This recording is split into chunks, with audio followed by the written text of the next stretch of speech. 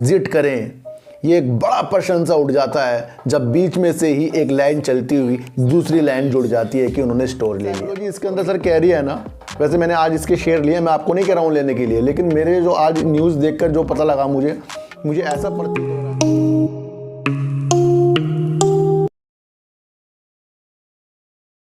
नमस्कार, मैं स्वागत करता हूं आपका अपने ही चैनल में जिसका नाम है सार्थक बाजार से।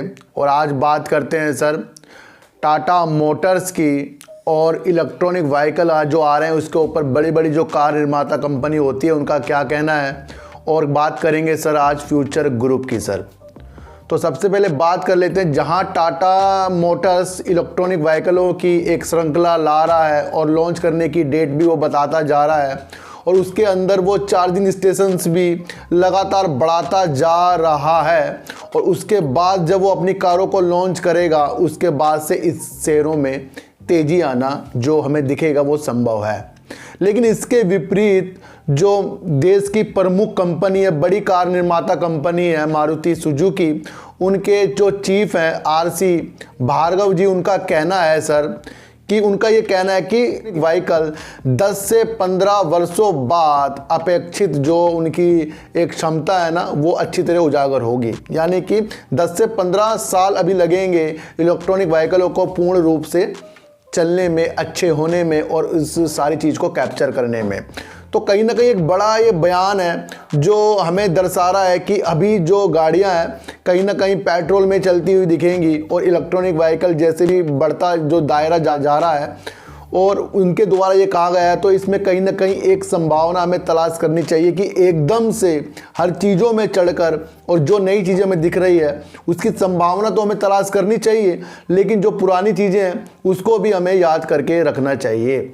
ये बयान काफ़ी बड़ा है और काफ़ी बड़े कार निर्माता कंपनी ने कहा है और जो उनके अंदर कुछ ऐसी क्वालिटी होगी, उन्होंने भापा होगा कि 10 से 15 साल अभी लगेंगे। अभी कहीं तो सर ये एक न्यूज़ है, ये न्यूज़ रिलेटिव है सर ईवी से, इसलिए मैंने आपको इसके बारे में बता दिया क्योंकि हर न्यूज़ को देखना ही, इसलिए मैं कह रहा हूँ आपको अपने द्वारा न्यूज़ खोजिए और न्यूज़ के द्वारा ही शेयरों में अपना आंकलन कीजिए क्योंकि न्यूज़ ही आपको एक अच्छा सा शेयर मार्केट का राजा जरूर बनाएगी सर। तो बात करते हैं सर फ्यूचर ग्रुप की। फ्यूचर रिटेल के डायरेक्टर राहुल गर्ग जी ने आज अपना इस्तीफा दे दिया है।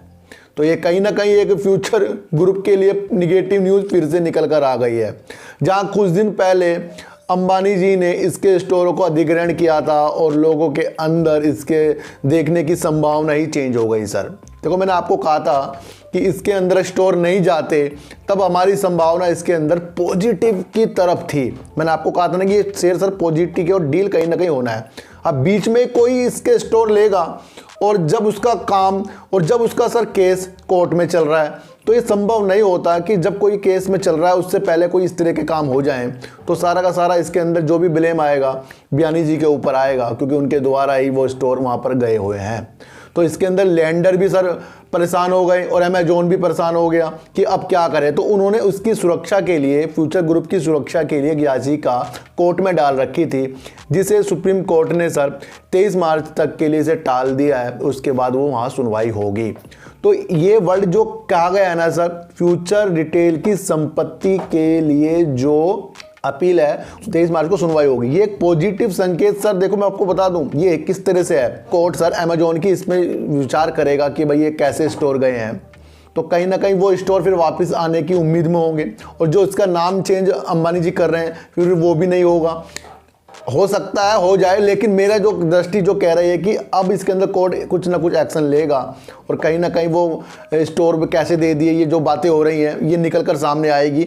ये फ्यूचर ग्रुप के शेयरों के और शेयरधारकों के लिए पॉजिटिव न्यूज हो जाएगी अगर किसी तरह ये स्टोर वापस आए या फिर उन्होंने कुछ ना कुछ एक्शन ले लिया, तो ये कुछ ना कुछ एक पॉजिटिव संकेत निकल कर आएंगे क्योंकि संपत्ति की सुरक्षा के लिए अमेजोन ये काम कर रहा है। यानी कि उसका मानना यह है कि ये फ्यूचर ग्रुप में ही सारी संपत्ति रहे, ये एक दूसरे के तरफ ट्रांसफर ना हो, तो इसका केस ये डाला गया है। जो मेरी साइकोलॉजी इसके अंदर सर कह रही है ना, वैसे मैंने आज इसके शेयर लिए, मैं आपको नहीं कह रहा हूँ लेने के लिए, लेकिन मेरे जो आज न्यूज़ देखकर जो पता लगा मुझे ऐसा प्रतीत हो रहा है कि कहीं ना कहीं 1 से 1.5 महीने तक के अभी ये और केस आगे तक चलेगा, लेकिन डील जब होगी तो पूर्णतया बिग बाजार के साथ ही डील का जो नाम है वो होना चाहिए सर, और वो हुआ तो तब इसके अंदर सर शेयरधारक सेफ होंगे, नहीं तो कहीं ना कहीं कुछ अलग ही चीज़ें भी निकल जाती हैं, उसको भी आपको भापना पड़ेगा सर। तो एक ये न्यूज़ निकल कर आ रही है, 23 मार्च तक देखते हैं क्या होता है, क्योंकि कोर्ट के बाहर दोनों पक्ष बैठे, दोनों वकील बैठे, उनकी कुछ भी समाधान इस तरह का नहीं निकला जो शेयरधारकों के लिए, जो डील के लिए, जो लैंडरों के लिए, जो अमेजॉन के लिए, जो रिलायंस के लिए, जो बियानी जी के लिए कुछ अच्छी राह दिखा रहा हो।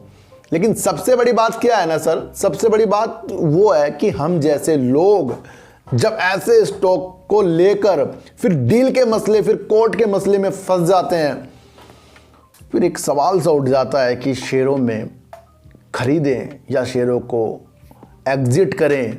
ये एक बड़ा प्रश्न सा उठ जाता है जब बीच में से ही एक लाइन चलती हुई दूसरी लाइन जुड़ जाती है कि उन्होंने स्टोर ले लिया। तो मैंने आपको पहले भी कहा था कि कोई अगर मेरा किराए का मकान है, मैंने किसी को मैंने दिखाया और वो आके रहने भी लग गया, तो ये कहीं ना कहीं गलत सा साबित होता है, जो अमेजोन और जो लैंडर भी इस बात को कह रहे हैं।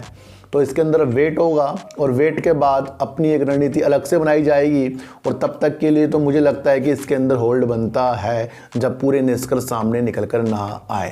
तो सर चीटी को आटा दीजिए, गाय को रोटी दीजिए और अपने बच्चों को ज़्यादा से ज़्यादा प्यार कीजिए, क्योंकि बच्चे ही आपकी मासूमियत से पलटेंगे। तो फिर मिलेंगे आपसे वीडियो के साथ, जब तक के लिए नमस्कार।